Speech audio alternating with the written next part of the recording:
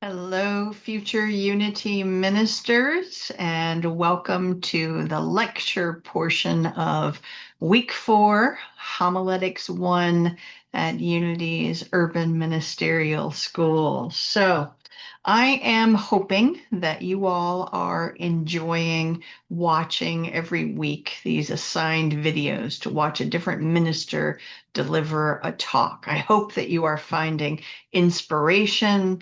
I'm hoping you're finding ideas of what you would like to do and try out. You might even be finding ideas of things like that you don't want to do. I just hope that that material is a rich reward for you. Now, as far as these lectures go, as you'll recall, our focus for the week 2 lecture was for on-camera presentation. And that was a goofy video that I made kind of showing you, how I put together my on-camera presentation. I do want to note for everyone it seems that some people have taken the coaching around wardrobe, which was only about on-camera presentation, and talked about applying it to your in-person life, and that's not what it's meant for. That was only meant for on-camera. So in your regular life, when you're showing up on stage to do your talk, you wear whatever makes sense for that and whatever makes sense for you. I don't know what your situation may be. So I just wanted to make that note. Now, today, for this lecture, we are looking at tips for in-person presentation and hybrid presentation tips, and hopefully there will be a few here that will be useful for you. So, first and foremost, when you are going to be speaking in person, always connect with the tech team wherever you are. If the service is to be live streamed, so that would be a hybrid presentation.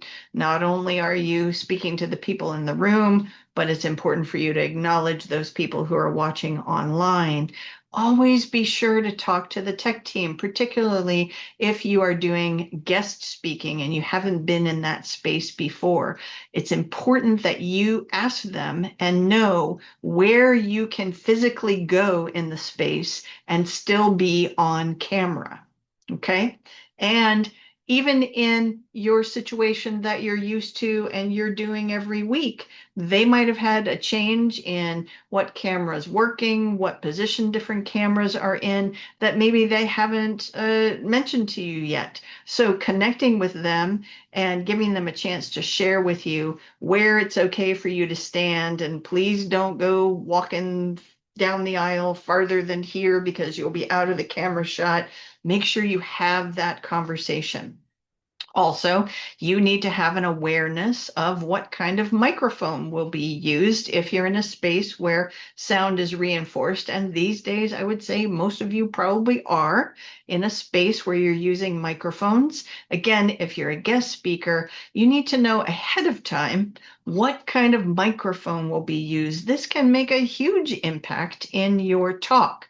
So, for example, if it's a lavalier microphone or over the ear, then you know that you have the opportunity for mobility. If it is a mic on a stand, you're going to be locked into one position, and you need to think about that ahead of time before you step up on stage. If it is a lavalier or over the ear, then you also need to have a conversation about who's going to be in charge of turning on and off the microphone. My suggestion, and this is just my suggestion, and it absolutely comes from my training as an actor. So, as an actor, once the tech team puts a microphone on you, you don't touch it. You don't touch it to turn it. Very often it's in an awkward place, like, behind your back or in your pants or something like that, because it'll be disguised as an actor. And you are not to touch any of the buttons or cables or anything. And the tech team assumes the responsibility for making the mic live or muting it at necessary times. That's always my preference because I don't want to be responsible for that. Um, Once you have that live mic on you, you need to realize that if the tech team is not paying attention, you might be having a side conversation that needs not to be heard, or you might be in the bathroom. So you make the choice that works for you. Just know what it is. Like either I'm responsible for turning the mic on and off, or the tech team is. Just be sure to have that conversation. All of these things are so important. So I can remember an example from years ago. I spent more than 20 years at a pretty large Unity center with lots of activity and a pretty big stage. And there was a new minister in town, and she would have the tendency to she would sit down in the seats during the service, and she would just kind of be on stage when it was her time to talk. But she would kind of pop up to make spontaneous announcements. And this was a serious issue for the tech team because number one, she was not in a place where any of the cameras could get her. And she didn't give them a heads up that she was going to talk. So they wouldn't have her mic on. And then all of a sudden they'd be like, oh, she's standing up, she's talking. So it's like you need to be aware as the minister of how all these things work and work within the constraints of how your folks do it, or have a nice conversation later about how you can evolve. Just have those conversations. All right. The next helpful tip has to do with really seeing your audience. I suggest when you first go up for your talk, take a moment, breathe, appreciate the physical presence of your audience before you begin. From a spiritual level, we are practicing seeing the Christ in all of those people. Of course, from a practical standpoint, you want to speak to all corners of the room. And I don't suggest trying to get them all at one time. I tend to sort of like focus on one area at a time.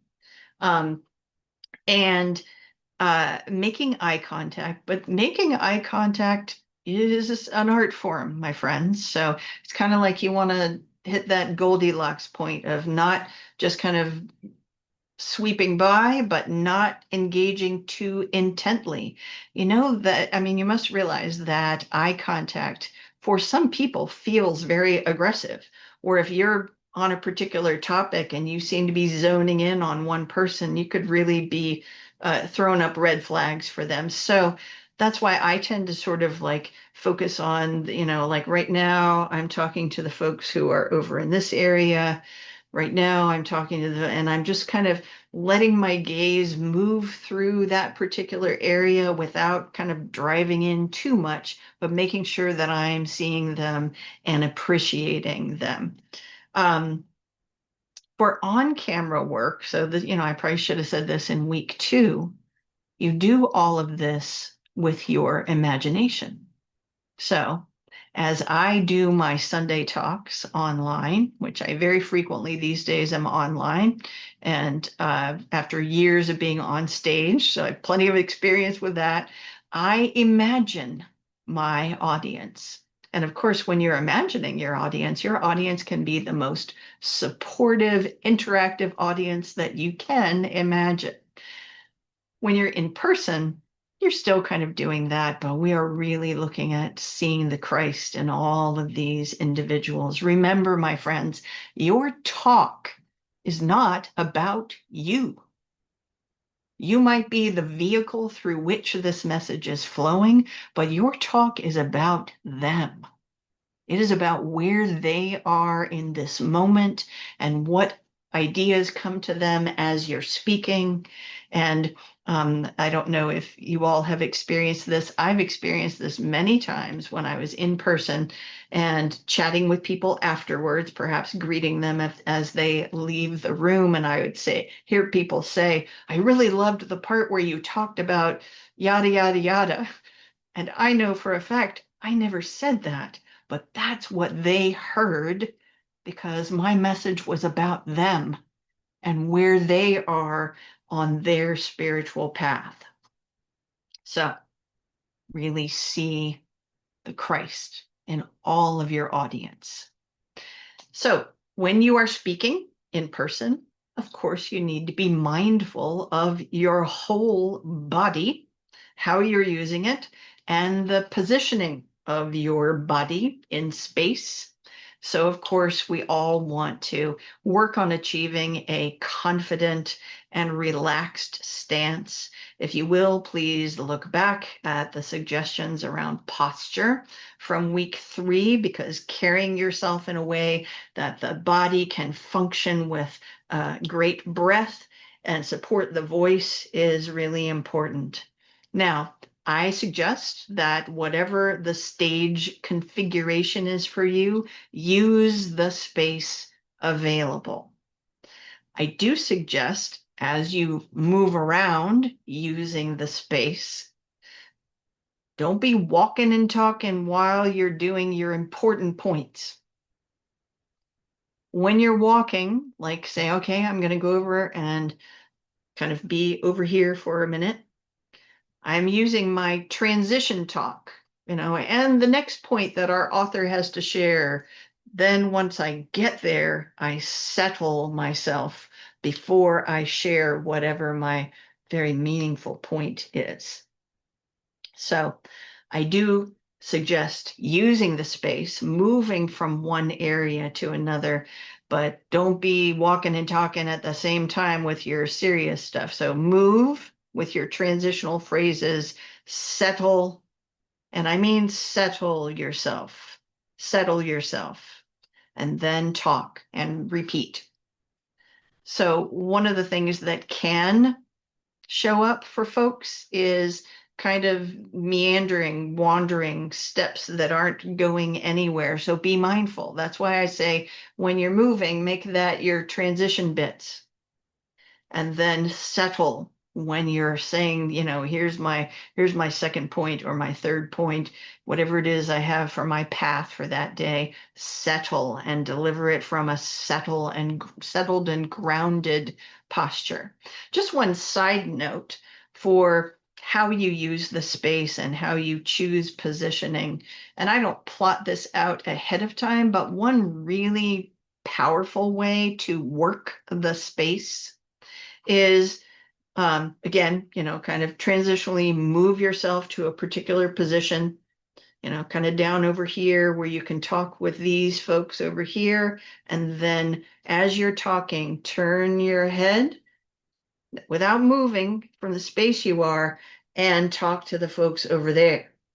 So your body is present with these folks here, and you are sweeping around and including everyone in the room. This is a very powerful way of positioning yourself on stage and continuing to include everyone in the room. If you find yourself being one of those people that kind of wanders aimlessly, and you can't help you can use the podium, whatever manner of podium there might be, and there almost always will be, right? A place for your folks that are coming up and sharing things, however you term that. There'll be a place for them to put notes and keep the daily word or whatever. Just place your hand on it. I can't show you enough of my body when I'm on camera, but place your hand on that podium as you're more center on the stage or to one side, and just have that anchor be there to keep you from meandering around without any purpose.